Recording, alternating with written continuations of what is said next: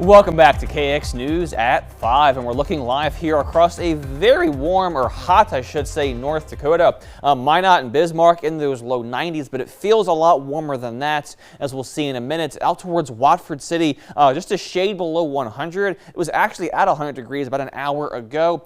Dickinson not too far behind, but let's go ahead and just quickly kind of zoom in on the details in Watford City. So it's 99 degrees right now, seeing the wind out of the northwest at 15 miles per hour sustained, getting those gusts as high as 30 miles per hour. The dew point is into those low 70s, giving us the heat index value of 107 degrees. It feels like it's near 100 for our central locations. It's a scorcher out there, and we trend much cooler over the next 3 to 4 days. And we go ahead and look at temperatures elsewhere across the board. See, only just 80 degrees back towards Medina, seeing more of those kind of mid-80s towards Harvey and Rugby. But the further towards the west you go, low 90s for central friends, but it still feels like it's near 100 because of those dew points. Again, it's close to 100 in Watford, Dickinson, Bowman also close. It was 103, I believe, in Beach not too long ago. So you're pretty toasty as well. It's just really hot.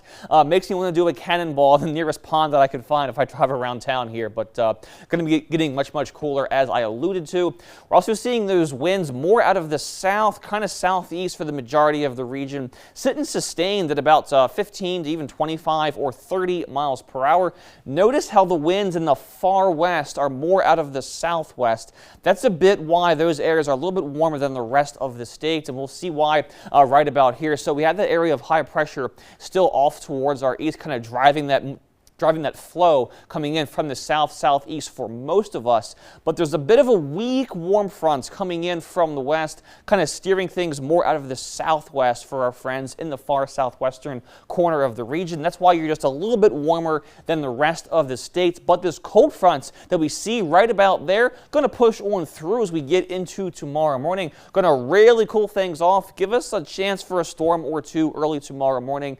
Shouldn't be that big of a deal, but again, a cool off is coming as we get into the end of the week and especially into the weekends.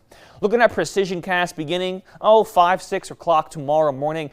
I do think this model is overdoing it. I'm just going to go ahead and say that right off the bat. We really can't find a trustworthy model that kind of shows exactly what we expect to happen, but we expect maybe 1 or 2 or 3 storms kind of coming in from the west early into tomorrow morning.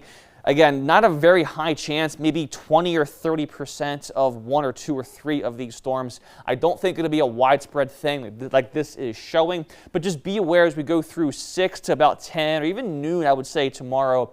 A few storms are possible coming in from the west as that front pushes on through. So tomorrow should stay dry for most of us, but there's an outside chance of a storm or 2 during the morning hours. And again, this should clear out by the time we get into the afternoon hours. As far as tomorrow is concerned, still going to be in those 80s for a lot of us, as you can kind of see here, but nowhere near those 100s, and then much cooler to follow. Here's Williston's next 5, tomorrow 82, and then 74 is kind of pushing in after that. Notice those overnight lows getting down into the mid-40s as we get into the weekend, and Dickinson, a similar trend, tomorrow the 80s, and then much cooler than normal after we get beyond that. Sunday's high is just 71. That's roughly 30 degrees cooler than we are today. Here's Minot's next several. Tomorrow, 83, so about 15 degrees cooler than now, about 10 degrees, I should say. Friday in the 70s, but check out Sunday, a high of 68, overnight low of just 41, getting down there, so some sweatshirt days are coming.